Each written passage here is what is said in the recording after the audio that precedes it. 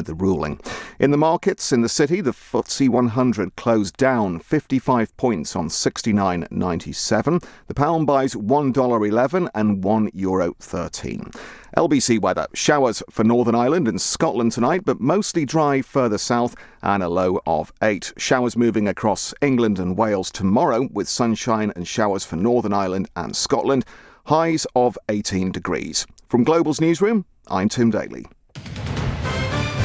This is LBC from Global, leading Britain's conversation with Iain Dale.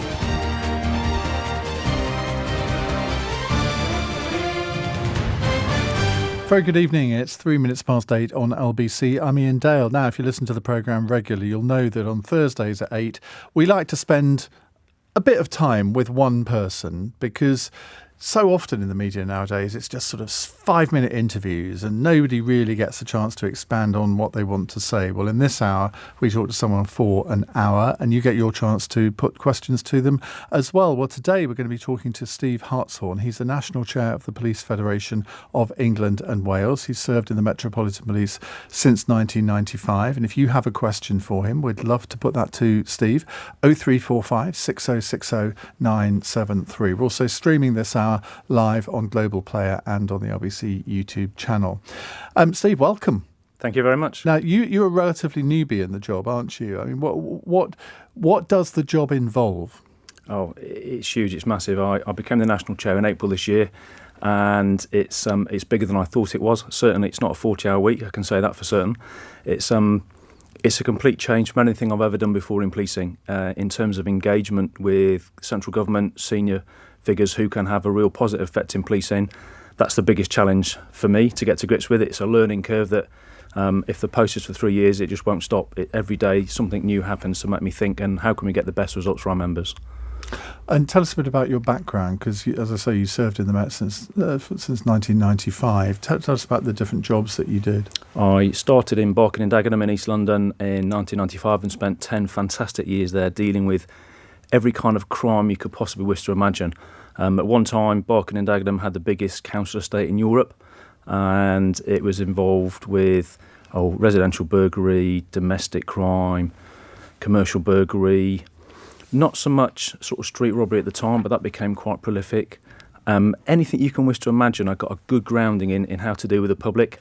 I then had aspirations to move on to the Firearms Command, so in 2005 I'd passed my armed response vehicle course and went to Leman Street in East London and spent 13 years there on armed response, again dealing with a different level of crime, in dealing with anything from threats to kill to the immediate threat to life and some of the counter-terror jobs that came in, and then finally got a posting to the National Federation in 2018, and the rest is history.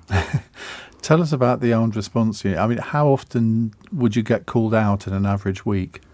When you're on shift, I mean, we did 10-hour shifts then, and every single day something was happening. There was always calls from members of the public to someone seen in possession of a gun, someone acting strangely with a knife or a weapon, and you have to take these calls seriously. So at the time, when I first joined, we were quite a small unit. We could only maybe put out 5 or 6 armed response vehicles on a shift. Towards the end, sadly, because of the events in Paris at the Bataclan, we could then start to put out maybe 25 to 30 units a day. But there's always a challenge, there's always something there. And even if it was potentially quiet for a few hours, there was always a good opportunity to go back, support our colleagues on the front line and just deal with other types of crime where they might need an extra pair of hands.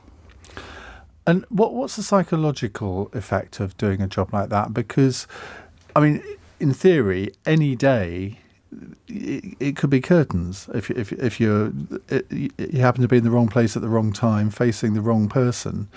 And that's not just a pressure on you, but also your family.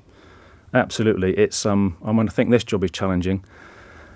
Physically, it's very impactful, but also mentally, as you've alluded to, because you go to work thinking, I'm going to do a job of work today. I'm going out there to do the very best I can. And what I will say, some of the training that we get is first class. I would put it against anybody's training in the world.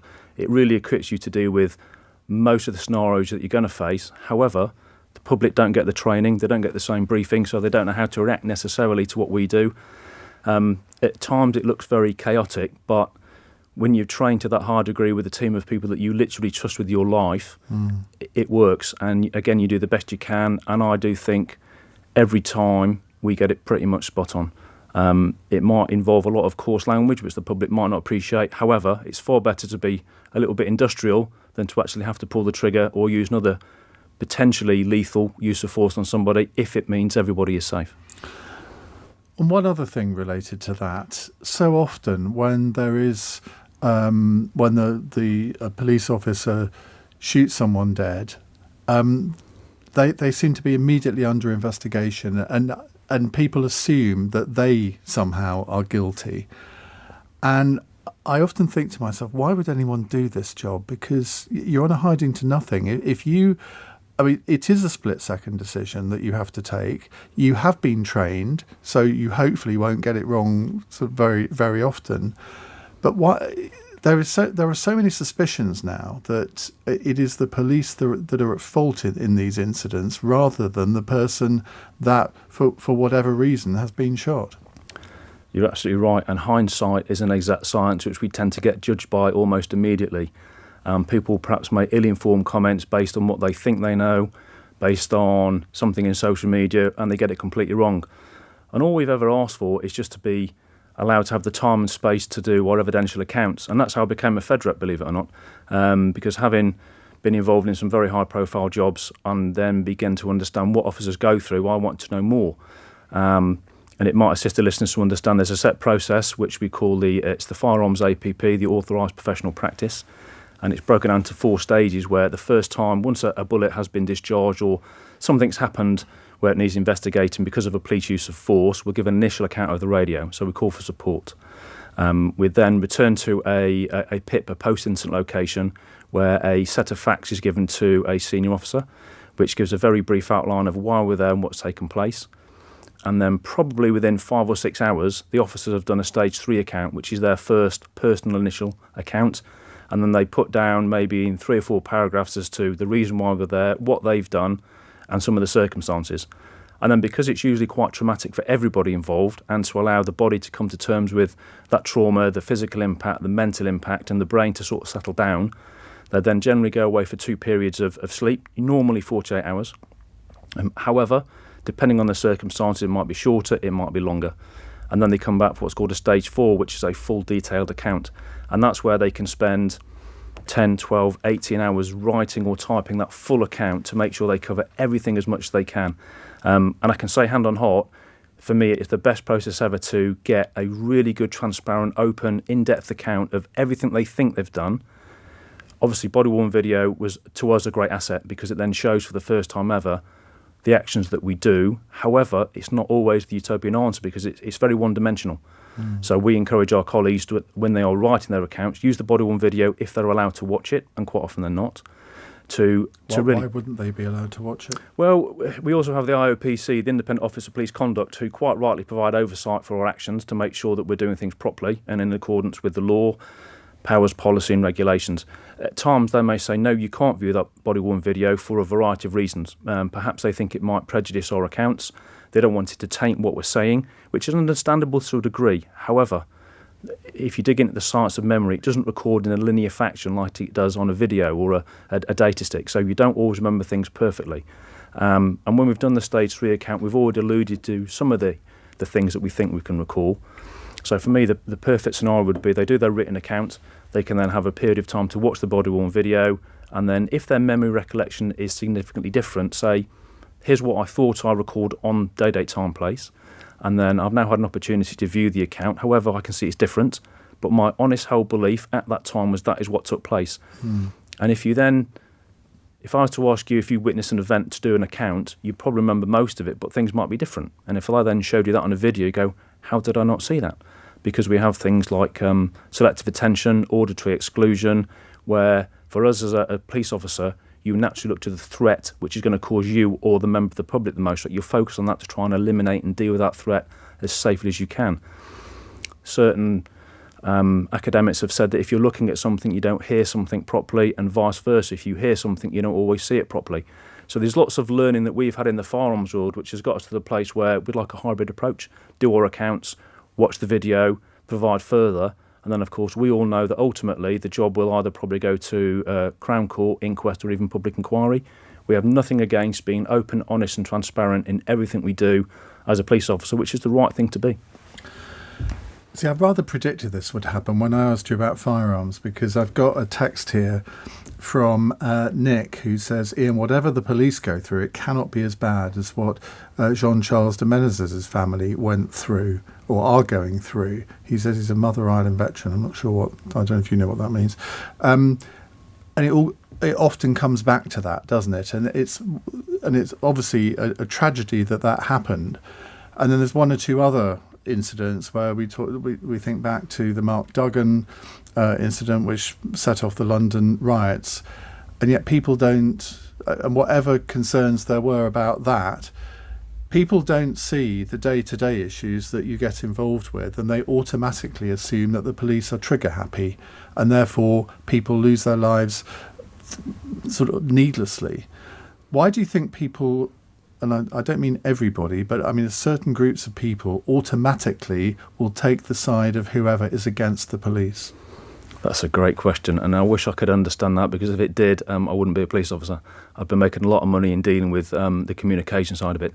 I think some of it is a lack of understanding about what our role actually is, about the threat, harm and risk that we face. And like you say, the day-to-day jobs that we do, my colleagues will have been out there on armed response today, dealing with hundreds of events across the country, and it largely goes very, very smoothly.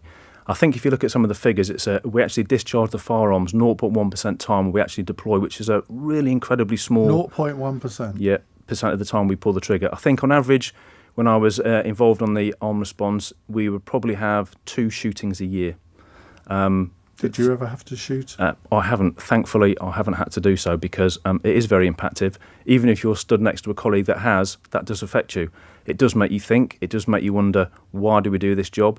Even our legal advisors, our solicitors and barristers who speak to us say, why? We would advise you not to do it. It is so risky. However, somebody has to. It's a great job to do. It makes a real difference. When you're taking down hardcore organised criminals that are inflicting pain and suffering on the community, when you can take them away from that, you can really improve lives. And that's why it's worth it. It's nice to get involved to do something that makes a real difference. And there is no one else to do it. Do you get frustrated sometimes by the depiction of the police in dramas? Because, I mean, half of the dramas on television seem to be surrounding something to do with policing from all different parts of the country. Do you watch these and you think, if only you knew the truth? Because, I mean, I suppose we all get our impressions of what policing is like, or indeed like the security services. I mean, I loved Spooks, but everyone I know who's involved in that said, I mean, it's fiction, and you have to treat it as fiction. Yeah. But you kind of think, well, it must be based on something. It is, and I find it incredibly frustrating. I used to watch them all, and then I gave up because I'd find the blood pressure rising. And I think, why do the advisors not tell the producers do it properly? Yeah. And then a colleague of mine became an advisor on a set, and he basically said, look, they tell them all this to get it right, to get it done properly. But obviously they want dramatic effect. And a term I coined sort of during my time as a Federation rep on the team was, we've got the Hollywood effect, is people believe what's done on the film that we can do. Quite often we get said, why don't you shoot the gun out of their hand? If you're 30, 40 metres away with a hand pistol or even a rifle, it can be incredibly hard if they're moving. We have to stop the threat as quick as we can to stop potentially someone else being killed or seriously injured. So it's not quite as good as it looks in the films, and it is frustrating, and I just try to remember that it isn't real. But again, when we've done work with people such as yourselves in the media world and take them down to our training facility in Kent and they see what we do, they get it, they understand it, and we can put them on what's called the judgment range and let them have a go themselves at dealing with a shoot or no shoot scenario. I can guarantee you that if I did that, I'd make the wrong decision every single time. You'd be surprised. And I used to own a gun, and I can fire a gun, but yeah. I suspect I'd be useless at it. It's challenging because not only are you trying to do with the physical and tactical aspect of what you're doing, you're trying to think about the backdrop, the powers, your policy, the legislation. Is it the right thing to do? The age of the person you're engaging with.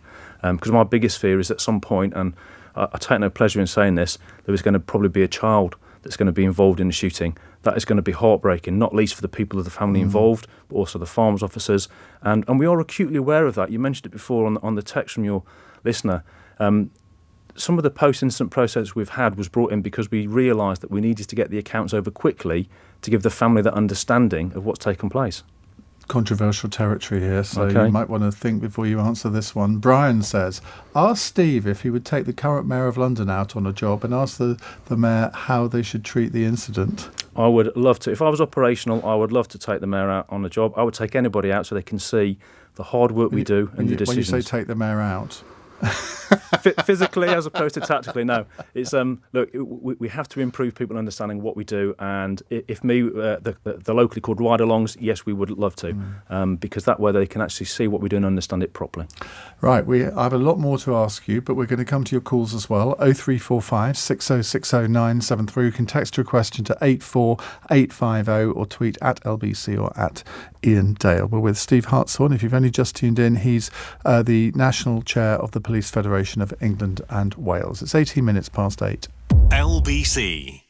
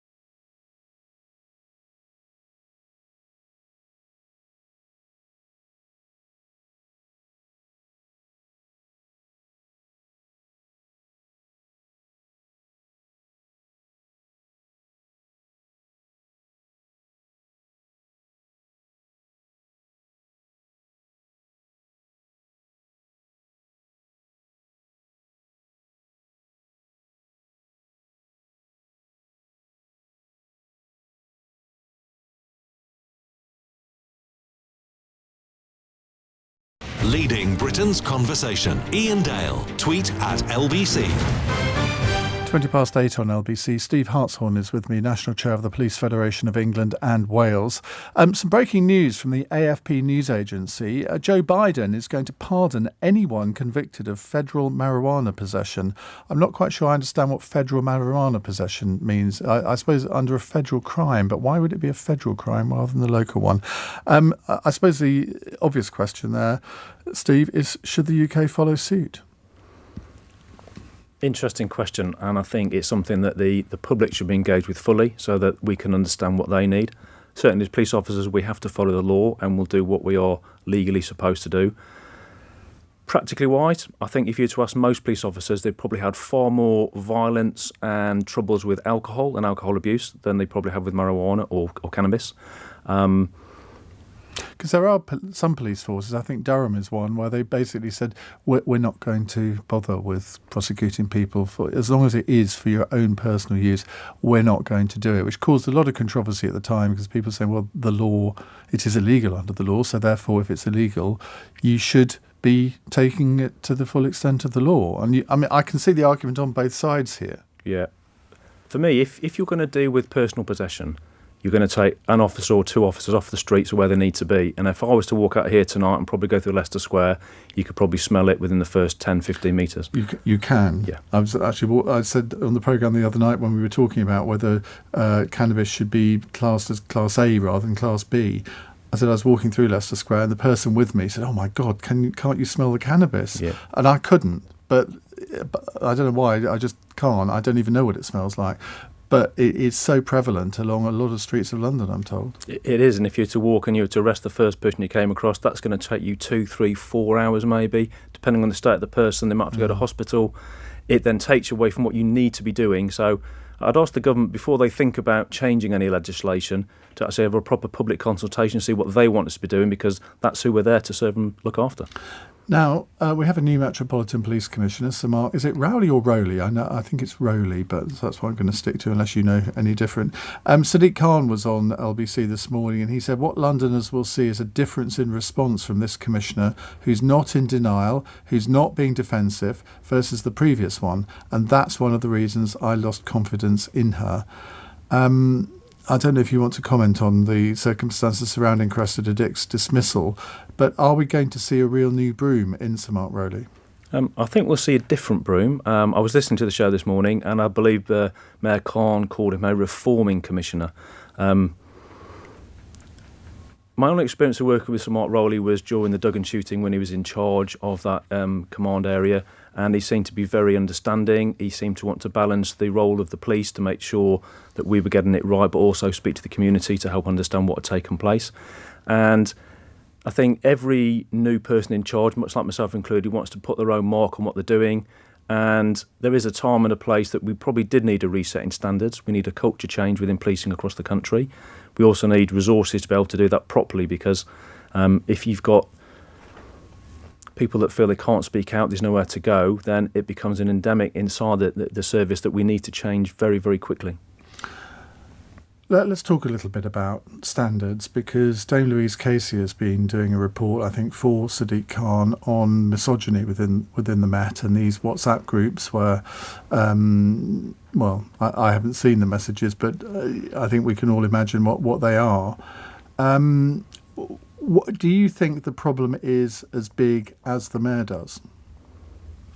If I'm honest, I don't think it is. I think you've got isolated pockets that need to be dealt with quickly, swiftly, and that kind of culture has no place in policing. One, it's wrong. Two, it shouldn't be there. They shouldn't be police officers.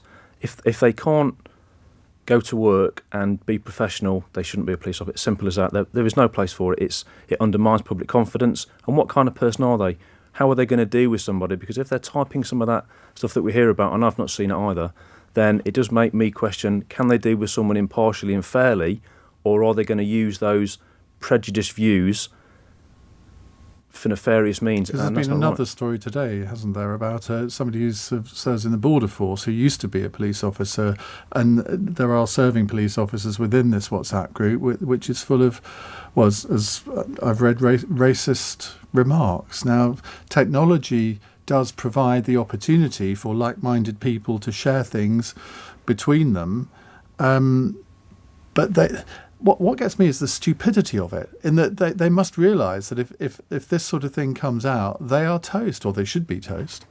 I think you hit the nail on the head. Stupidity. They didn't realise, they didn't think, it's inappropriate, and they shouldn't be doing it. Simple as that. Even if it's off duty, they should all realise now that these groups, all it takes is one person to be caught and have the phone downloaded, and the history is there for everybody to see. I've said it before, there is no place for it whatsoever, and it should be dealt with very swiftly, appropriately as well, and to make sure that we can't have those kind of views in what we do. Let's talk about burglaries, because over the last few years it's been a complaint of many people that they've been burgled and the police just aren't interested, don't respond, nothing has happened, they know that they're not going to solve it. Now, the head of the National Police Chiefs Council, Martin Hewitt, has said that all burglaries will now be attended to. Is that the right thing? Absolutely. Certainly when I joined as a junior police officer, we did attend every single burglary, because it was important that if you look at some of the operating methods of burglars, you might have one or two prolific burglars in your area, and they're responsible for probably 95% of those types of crime. So if you can get there, if you've got a chance to catch them, you can solve so many problems. It's also good for community engagement, because we had a policy years ago. You go to a burglary in a dwelling, you deal with the house it was, you'd learn your craft at how to investigate a crime, you get a scene to crime officer down, but you'd also go and knock on doors either side. You'd at least do a minimum of 4 doors either side, 4 doors opposite. People are creatures of habit, and if you go when the burglary happened, try and go to the time replicate that the following day, the following week, you can get some good evidence. To me, it's crucial, and it was disappointing that it took that long for a collective decision to be made across the MPCC for that to be a priority.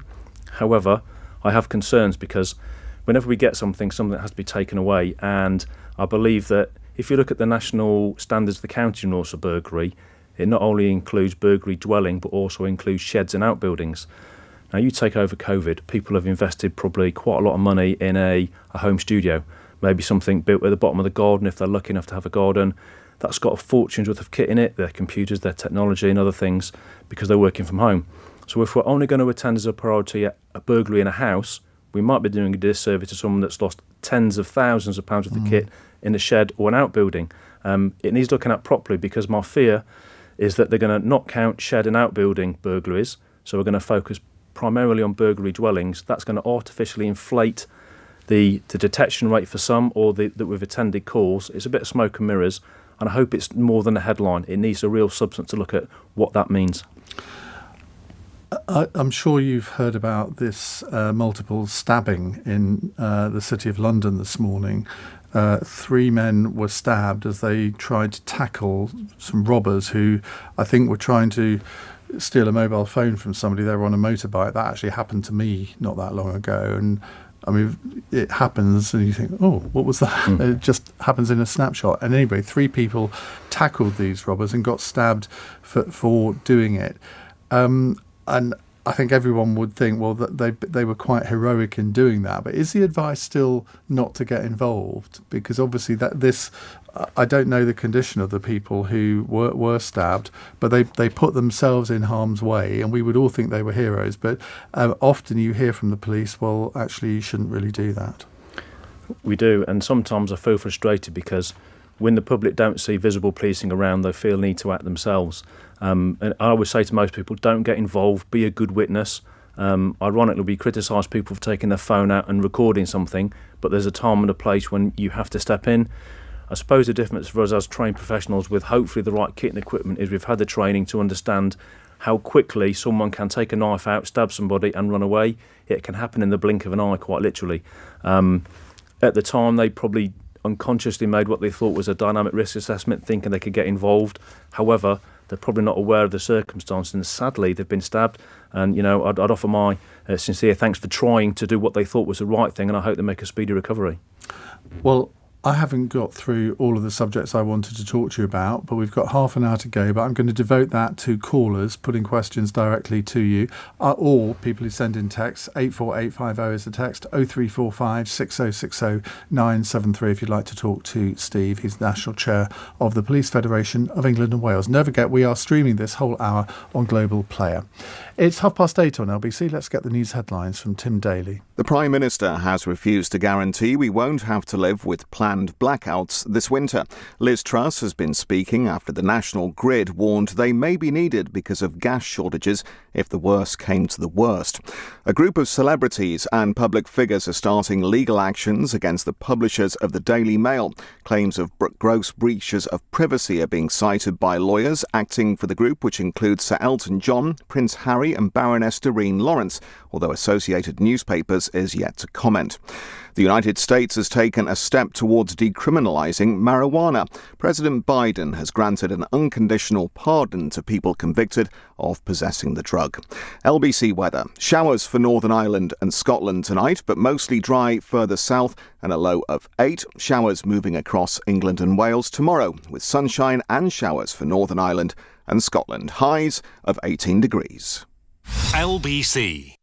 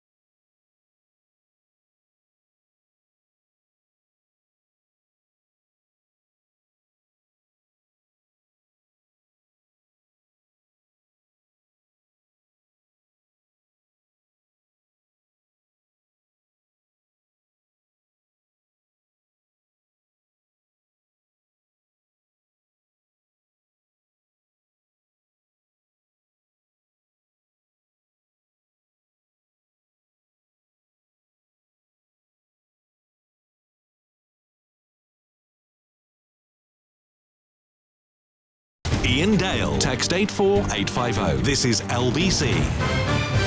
8:33, we're streaming this programme live on Global Player, so I do hope you're watching us. If you are, you will see Steve Hartshorn is with me in the studio, National Chair of the Police Federation of England and Wales. Andy's in Edgware. Andy, hi, what would you like to say? I'm just wondering how this police person thinks that anybody could trust the police at all. There's no trust there at all that they're there to do anything that's helpful to anybody. There's no trust. How are you meant to trust them to do what? Steve? Harass you. Okay, I hear what you're saying, and I'm imagining you've perhaps gone through a process yourself where you feel you've been let down by the police, for which I need to understand the circumstances more before making a specific comment. If it's in relation to sort of general issues around policing that has rocked policing in terms of confidence issues, those things need fixing, absolutely, because what I would say to the members of the public out there that call for police is we as police officers want to do the absolute best job we can. We're there to help you.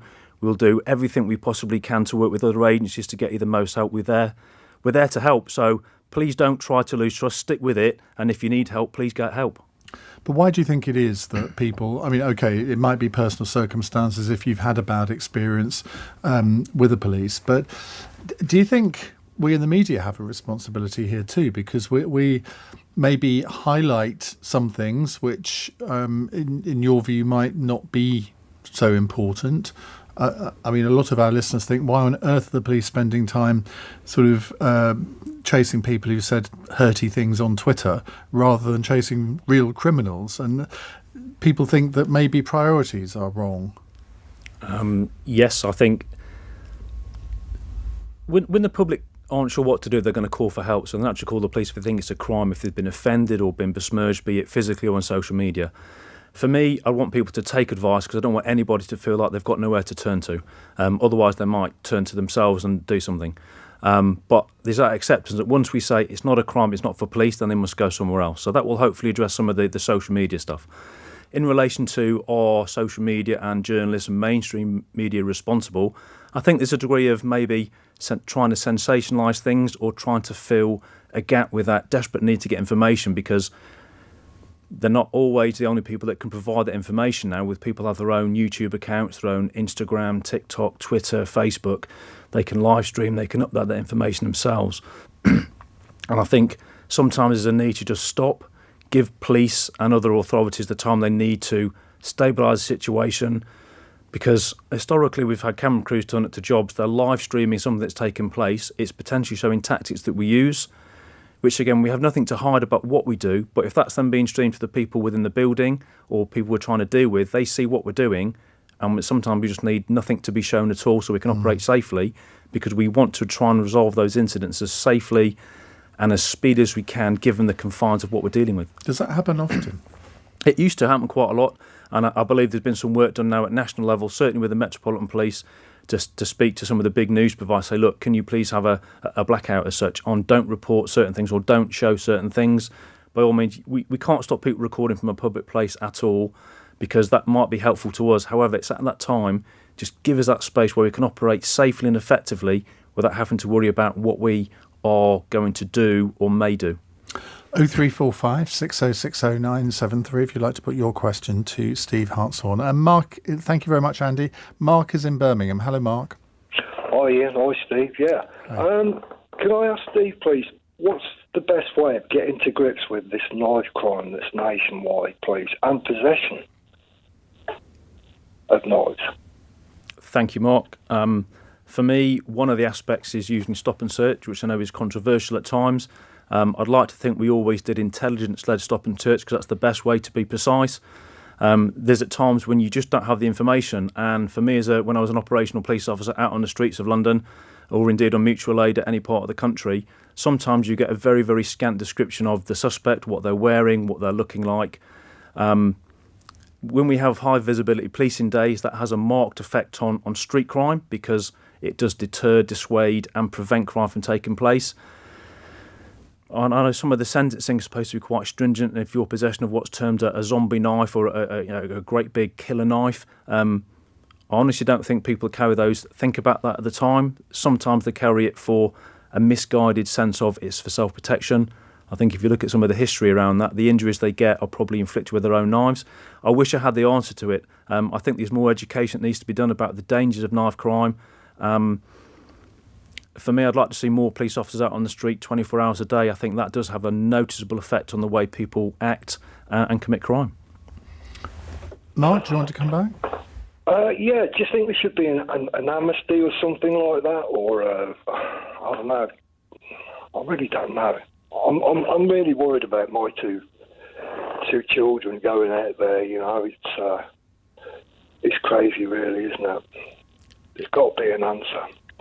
It is. You know, I think the government needs to start stepping up and helping you guys instead of putting the onus on you guys all the time. You know, you can't be solving everything now. I mean, but what could the government do to help the police in the fight against knife crime, apart from sort of devote more resources to it, I suppose? For me, it's a proper long-term sustainable funding package to get more police officers out there.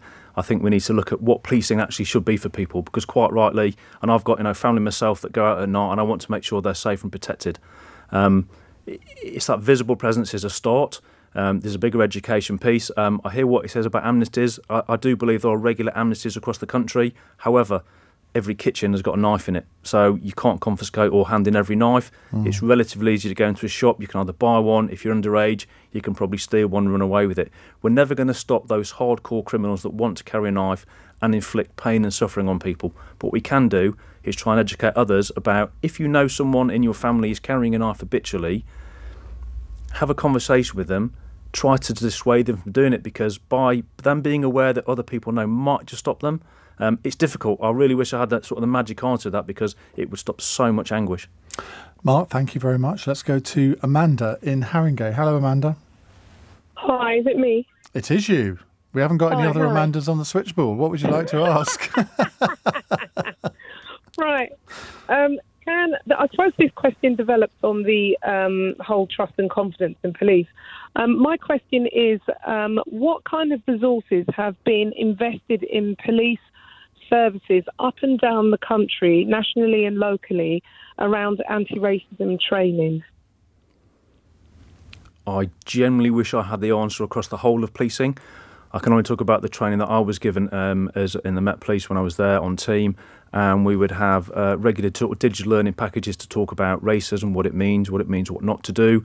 I think we miss a trick by not engaging with the community properly. Something that we've called for is protected learning time. At the National Federation of England and Wales, we have our own protected learning time policy, where we're saying that if you do anything in relation to your police duty, you should have some bespoke time where you can educate to get it right. We'd like that brought across the country so officers have proper training time. When I was on the firearms teams, I had to do a minimum of 120 hours every year before I could go out onto the streets to carry. We'd like the same for everybody else. And I think in terms of anti-racism, there needs to be a bigger education piece about what we need to do more to call it out. Because we're the best one in the world. You look at the events that policing have been involved in recently, it's been incredibly busy. The first thing that go is training days and training time. If you can educate your workforce in a better way, that's got to help build bridges, because they can understand laws, powers, policy, procedures, but we can also get back to where we need to be at the heart of the community to speak to people to understand what that means and the real impact it has, that when someone is being racially abused, it's horrific. And they might go through that every single day, multiple times a day for years and years and years. We want to stop it. The last thing we want is people to feel vulnerable and threatened. And if there's more we can do, I'd say we need to work with communities in a better way to have that proper joint approach to stamp it out. And do Black and Asian officers go on these courses too? Everybody does. I'm talking about anti-racism in terms of how police see possibly young black boys, in terms of work that focus around adultification and anti-racism through the eyes, through the lenses of maybe some of the white male and female police officers. So, yes, there's anti-racism in terms of community and racial abuse, absolutely, but I'm talking about the anti-racist training that police officers themselves receive in terms of their work and policing communities, different black and global majority communities. That's really what I'm talking about. What do you think's going wrong at the moment, Amanda? a lot. The adultification of young black men, the stop and search, the assumptions that are made, just the horrific events that have happened over the past few years. And, some of the inherent racism, some of the lack of understanding of the communities in which the police officers serve leads them to probably come with preconceived ideas about black and global majority citizens. So it is like... I've never heard this phrase before, black and global majority. Just explain that. Black and global majority derives from the idea that 85% of the global population is actually black or brown. So black people have been minoritized, and it is through the minoritized eyes that we are seen as somewhat possibly inferior, less than, or more targeted. So I don't subscribe to minority, because it is through the powers that be that black and global majority people have been minoritized. So it is about black and global majority people and their experiences that they face at the hands of the police officers who are there to serve them. A lot of the children in school don't feel protected. They don't feel that the police are there to protect them.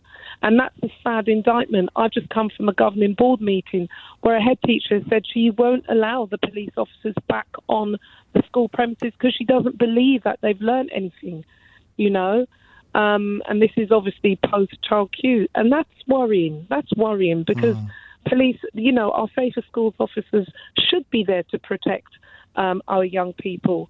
But a lot of our young people do not feel that they are there to protect them. They're over-policed. Right, well, let's get Steve's reaction to that. I mean, that's quite something to hear, all of that, isn't it? And I think Amanda is onto something in the way that maybe the police are perceived in some communities. Now, over the last 10 years or so, maybe more, the Met has tried to recruit more non-white officers. I don't know what the figures are nowadays. And I mean, we mustn't just restrict this to London as well. Do you understand where Amanda's coming from there? I do, and I've heard it for a very long time. And indeed, when I joined the job at Hendon, I remember we had an input on race relations.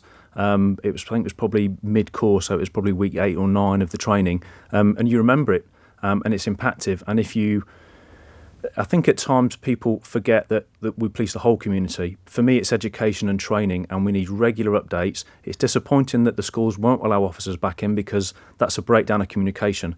We have to learn, we have to engage. We need to hear the harsh, brutal truth at times before people accept that if they're doing something wrong and they're not anti-racist, then they need to get with the programme, they need to learn and develop and understand. If there's more we can do, then that's absolutely the right thing that they must be doing. What in the Metropolitan Police, what percentage of serving officers are non-white?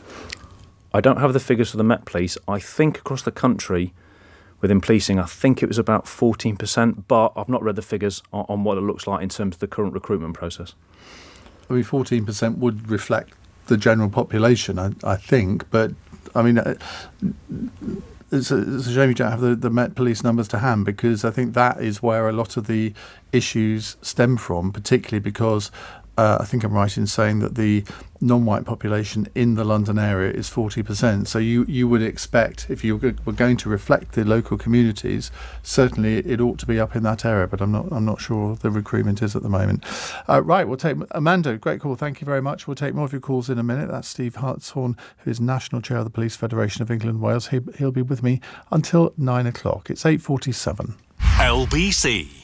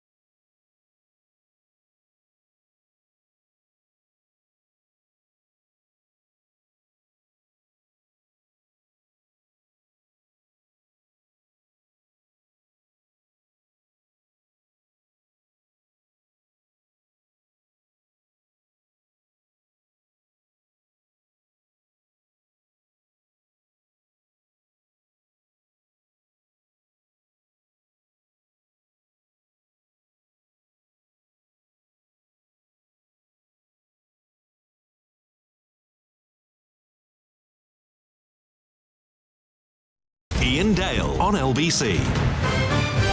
It's 10 to 9 on LBC. Steve Hartshorn from the Police Federation of England and Wales is with us. Michelle is in Coventry. Michelle, hi. What's your question, please? Hello. Thank you for taking my question. The new Home Secretary has come in and wrote to the police chiefs asking them to address woke policing. Now, given that big strides are being made in the police service to make respect and inclusivity and representation of all different diverse areas of the country and communities, what can be done about this, please? Thank you for the question. Funnily enough, I thought that may well come up today. So I love the English language and like to know where words come from. So a bit of research that I did. And woke seemed to have originated in the 1940s about being alert to sort of racial injustice and being alive to it, which for me, that's what police officers are all about, alert to injustice and trying to put things right. So I think the word, if I'm honest, has been hijacked. It should be a good thing that we are alert to injustice for everybody to make sure it doesn't happen. From what I read, perhaps on Wikipedia, it's been hijacked by the far right to inflict pain on the far left as being overly politically correct, which was a term used many years ago about, if you want to do something properly, you're too politically correct. I think we need to look at what people are going through to understand that everybody has their own cause for concern, and we are there to try and address that to give people the support they so rightly need. I think what Michelle is probably referring to, and maybe many others will agree with this, that do we need to see police officers doing the Macarena at a carnival? Do we need to spend £10,000s of pounds of valuable taxpayers' money on painting police cars with the gay rainbow flag on the side of it? It's that sort of thing that I suspect is referred to as sort of woke policing. Okay, possibly not in some of those cases. However, as a police officer, part of my job is to build bridges and build relationships with the community that I'm policing. If I'm perhaps spending 5, 10, 15 minutes at a massive event trying to gain their trust, because ultimately in 15 minutes' time they are going to be asked to leave the bridge, the road, if I can build that confidence I'm treating them properly and engage with them, that might save me having to use powers policy. It doesn't look particularly good. People say, well, they should be doing real police work. Well, what is real police work? We're there to engage with the public. Go back to the Pelian principles. The police are the public are the police. We can't always rule by law and authority. We have to engage. Again, they don't look particularly good. However, for some of those people, they've had that engagement. It might be the only positive interaction they've had with the police for years. So I think it's incumbent we look at the circumstances more deeply before we perhaps jump to criticism. Some of it's probably well-founded, because you think that is an awful lot of money which we could spend somewhere else. However, for that particular community, that might be the right thing to do to win over trust and get some confidence back. Come back to that word trust, don't we? We do. I mean, in the end, it is all about trust. Policing is always, or it should be, by consent of the people. And do you feel at the moment that there is too much resistance to standard normal policing, partly because of some of the more high-profile cases where the police force has, for whatever reason, brought itself into disrepute? I think at times as a police officer we perhaps forget that we do have the vast majority of the public on our side that allow us to police by consent. You look at the recent events with the passing of Her Majesty the Queen, and to get that kind of buy-in for the public to stand there in silence, to be good, to be largely well behaved, that's consent in its power. That is amazing to do, amazing to see. We look at some of the other bigger events that have taken place, G20, COP26. Again, the public are phenomenal at supporting the police. Obviously, things have happened in policing that have rocked that confidence. And I think from memory, looking at some of the figures, the IOPC, the Independent Office for Police Conduct, have probably got 250 to 300 police officers under investigation out of a total of 142,500, I believe it is. It's a really small minority.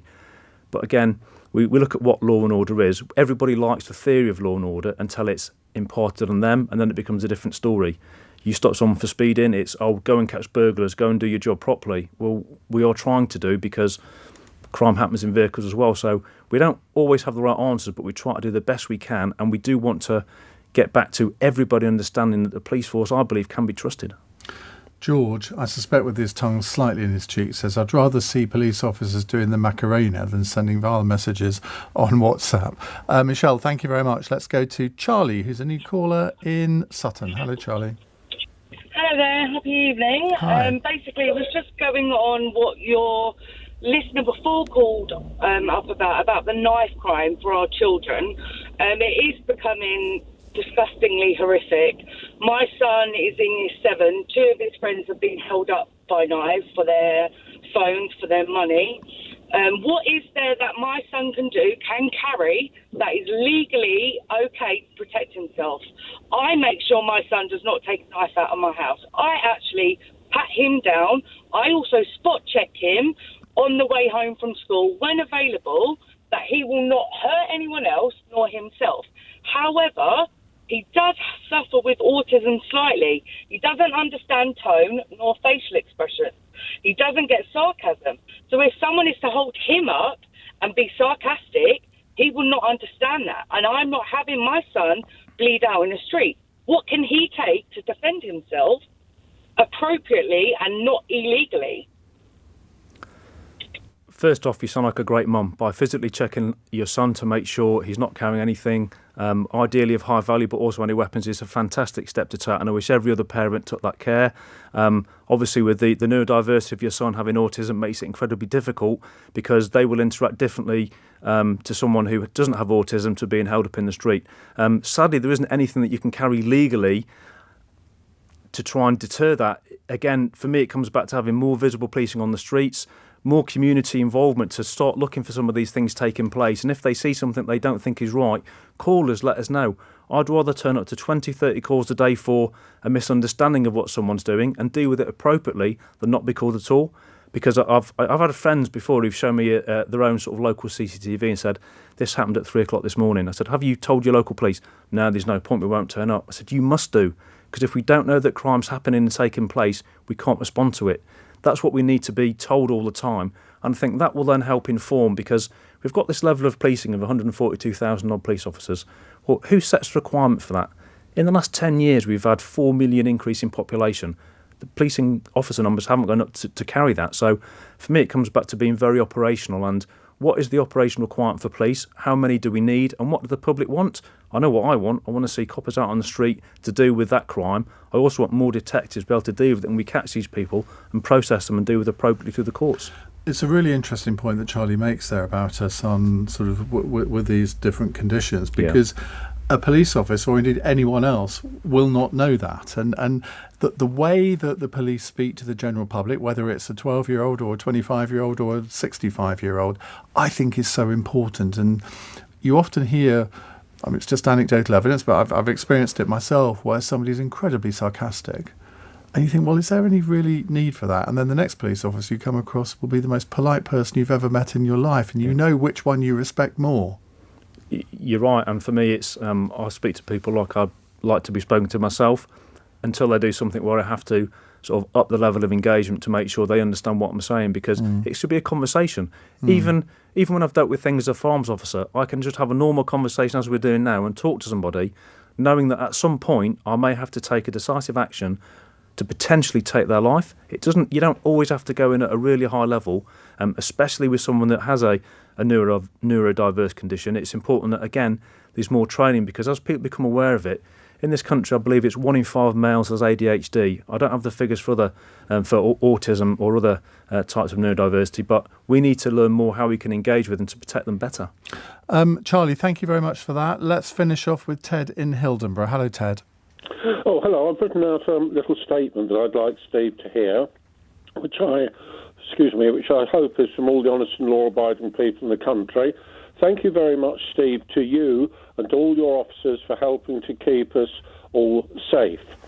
The small, tiny majority of bad officers get all the publicity, whereas the vast majority of the good officers seldom get all the thanks that they need. So a very big thank you to you, Steve, and all your officers on behalf of me and all the people that I know. Thank you very much. And we have actually had, Ted, thank you very much. We have had quite a few texts and tweets along that. I'll read this one out from Janine, who says, not sure this will make it through the LBC Iain Dale filter, But my 5-year-old loves the police. They smile, joke, laugh and dance with him much better than seeing horrific WhatsApps. I will take the Macarena any day, so let's celebrate the warmth, fun and good and stop bashing them. I mean, and a lot of people have said how great it is that you've come into the studio to face questions, and there's one person in particular who's impressed by your tie. Well, thank you very much. For me, it's a pleasure. I would like to do this more often because that public engagement is crucial. That if they can ask somebody that's been an operational police officer but engaged at a different level to try and help understand what we do, that's part of my job. And I think if you get time to speak to your local officers when they're not busy running around dealing with calls, they would love to engage and speak to you about it, because policing is amazing. We do some really good things, but we only tend to get noticed when it's not gone to plan.